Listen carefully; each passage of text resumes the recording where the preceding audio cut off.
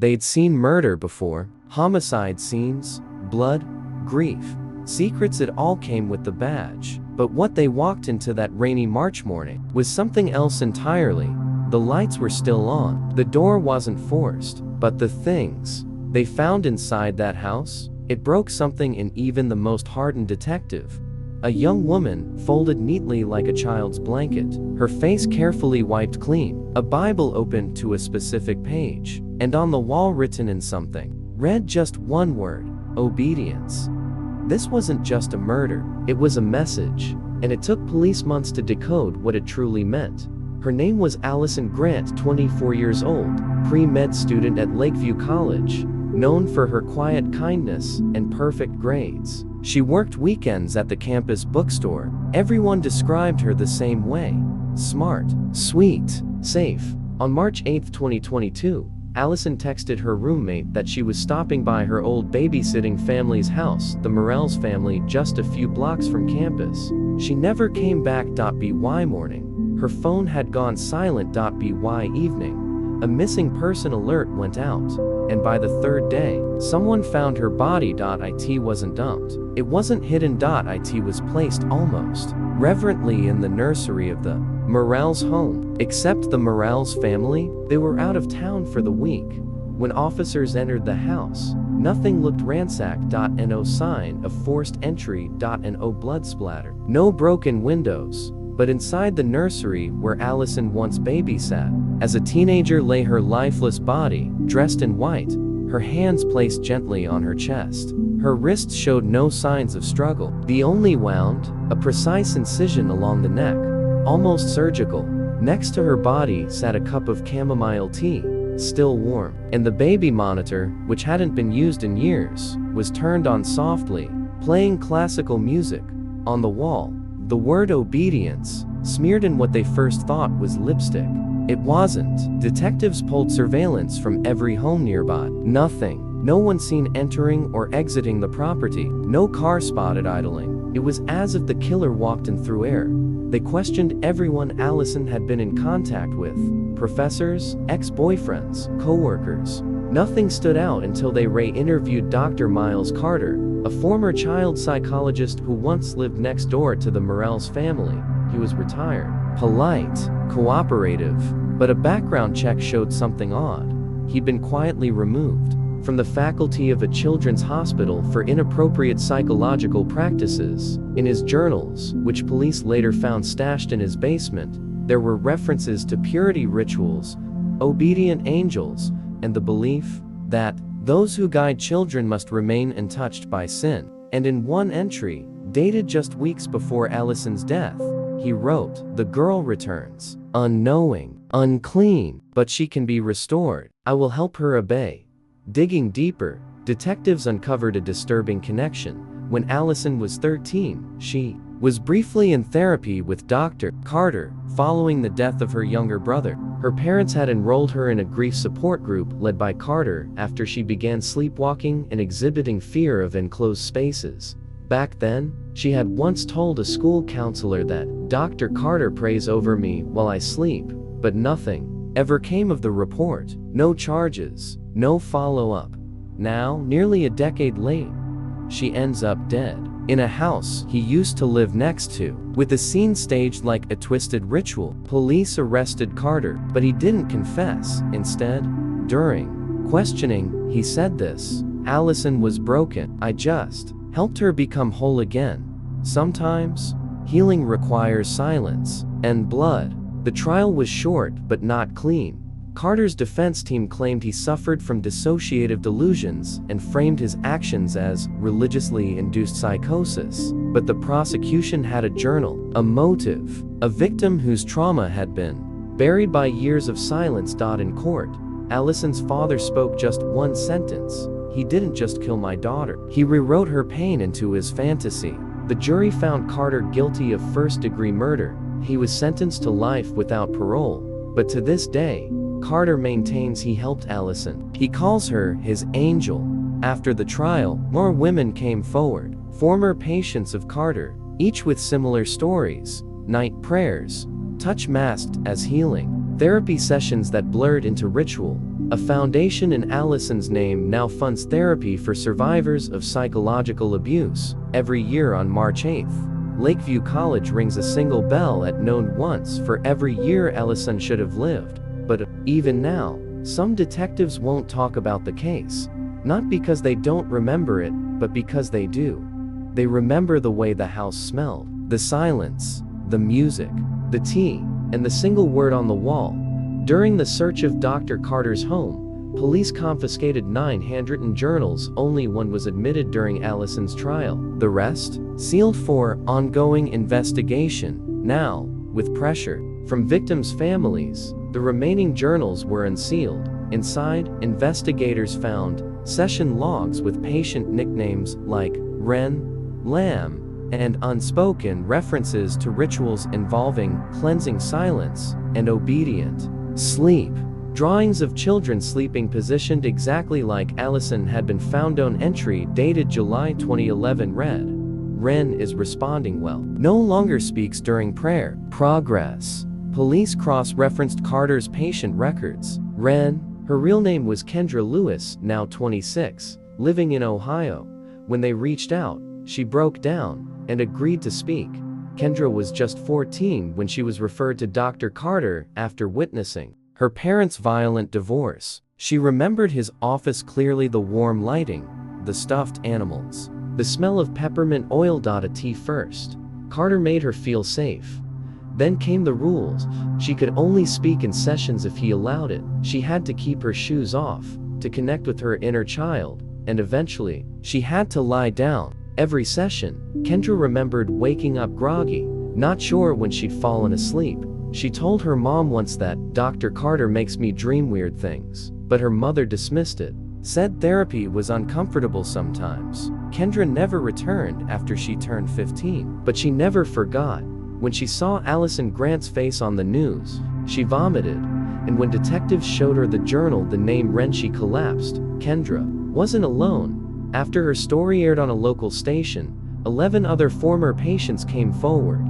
Some had blocked out the memories. Some had tried to speak up in the past only to be ignored, dismissed, or labeled unstable. Among them, Jamal S., now 29, said Carter made him pray in a locked closet. He thought it was normal. Inner heel. Rachel T., 31, remembered being told to hold her breath while Carter whispered affirmations to test her purity. One girl, anonymous, confessed Carter would ask her to prove obedience by staying still for 30 minutes, eyes closed, no matter what she heard. No physical abuse, no bruises, just layers of psychological conditioning wrapped in religion, discipline, and control. But here's the darkest part. Dr. Carter was reported at least 4 times. Once in 2009 by a school nurse, twice by concerned parents, and once by a junior therapist intern who noticed Carter deleting session recordings. Each time, he was investigated, but nothing stuck. He was respected, published. He spoke at Christian youth conferences. He had friends on hospital boards. Every red flag got buried beneath polite letters and closed-door meetings. If the system had listened, Allison Grant might still be alive. So would others. With the new testimonies, authorities reopened the case, this time not as an isolated murder, but as a pattern of psychological abuse that spanned nearly 2 decades. They found evidence that Carter may have targeted vulnerable girls from church communities, especially those in mourning, struggling with guilt, or newly religious. They believe Allison's return to the Morrell's home was no coincidence. She'd recently started attending church again. She posted a Bible verse the night before she died. Carter was watching. One of his final journal entries reads, "She's ready. The door opens tomorrow." The state filed new charges, 17 counts of child endangerment, abuse of power, and coercive control. Though Carter is already serving life, this trial gave victims a voice, and in that courtroom, one by one, they spoke. Kendra, Jamal, Rachel, the anonymous girl. They cried, they shook, but they stood. And when the judge asked Carter if he wanted to respond, he said, "I still believe I was doing God's work." The courtroom fell silent. The judge didn't even blink. "Then may you live long enough," she said, To hear every voice you tried to silence.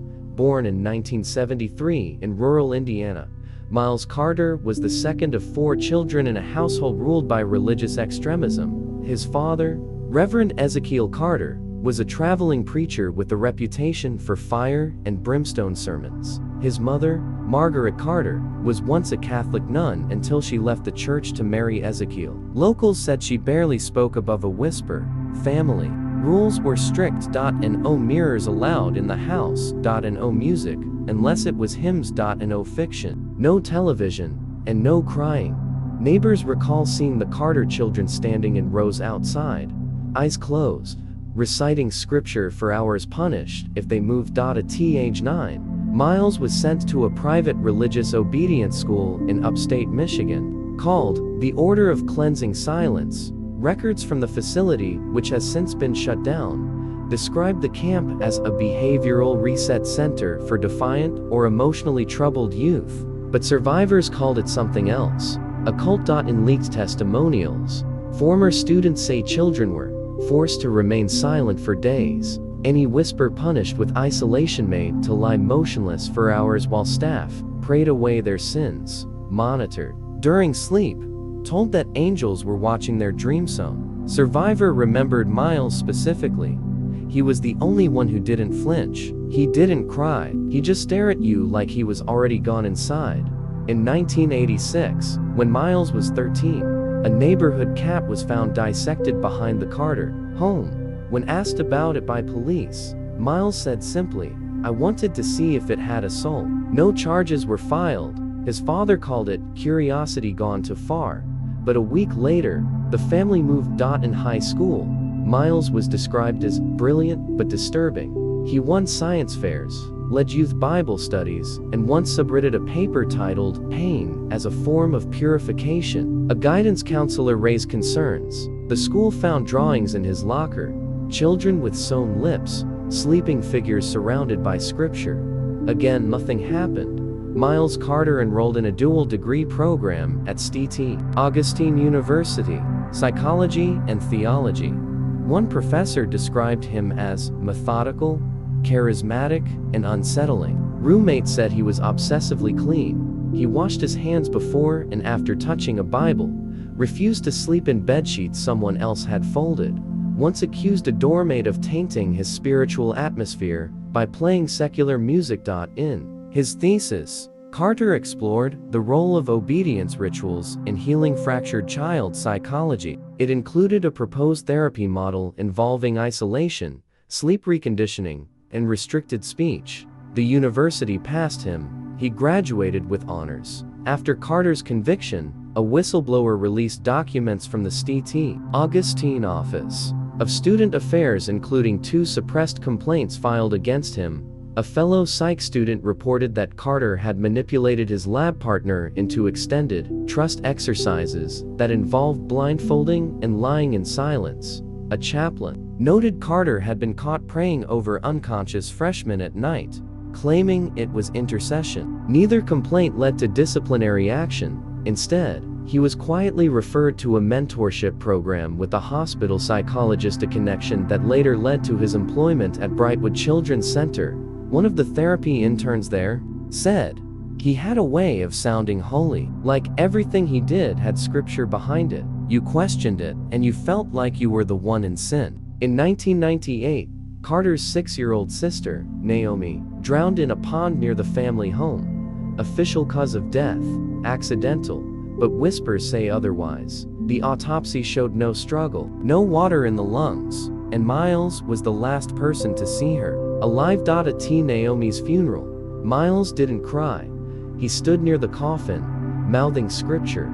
Shortly after, his parents cut off contact. He was never seen with his family again. Detectives believe Naomi's death may have been his first rehearsal, a test of silence, obedience, and final stillness. Between 2003 and 2017, Dr. Carter was a frequent guest at Riverlight Fellowship Network, a growing evangelical organization with over 300 affiliate churches across the Midwest. Footage from sermons shows him speaking calmly to packed rooms.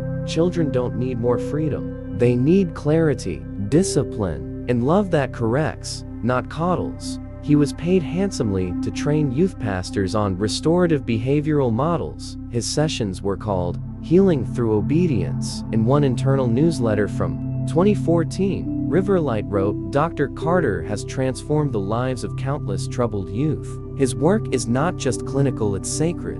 But behind the scenes, complaints were already piling up. Riverlight Church in Bloomington, Indiana received its first written complaint in 2008. A youth volunteer, Marcia Klein, alleged that Carter forced a 13-year-old girl into an obedience exercise that left her crying for hours. Her email ended with, "This man is not helping these children. He's doing something to them." The response? A brief note from the pastor, "Thank you for sharing. We'll pray for clarity and discernment." No investigation. No record of follow-up. Over the next 7 years, at least 5 more complaints were sent to Riverlight headquarters. A parent saying Carter asked to pray privately with her son for 2 hours. A youth minister describing Carter's behavior as too intimate, too secretive. An anonymous letter. He watches them while they sleep. It's not right. All of it, quietly buried. When one regional pastor tried to formally report Carter to the church's national board in 2012, he was told, "We don't want to discourage our speakers. Let's deal with this in-house."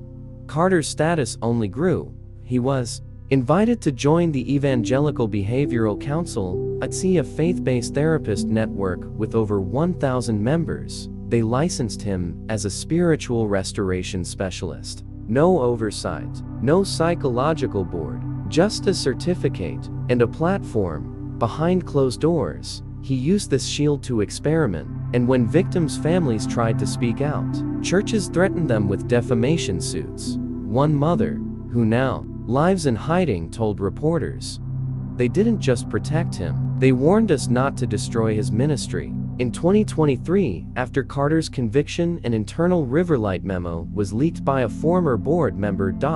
It was dated June 2016, and it read, "Concerns have been raised about Dr. Carter's methods. While no evidence of abuse has been confirmed, we advise churches to avoid public controversy and continue cooperation with discretion." At the bottom was a list.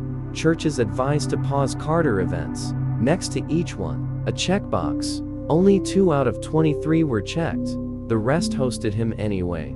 The fallout is still unfolding. 4 senior pastors have resigned from Riverlight-affiliated churches. The EBC is under federal review.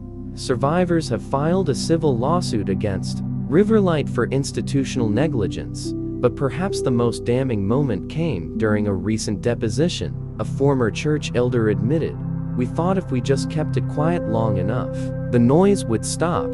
And for years, it did. Until Allison Grant was found. Until Kendra Lewis spoke up.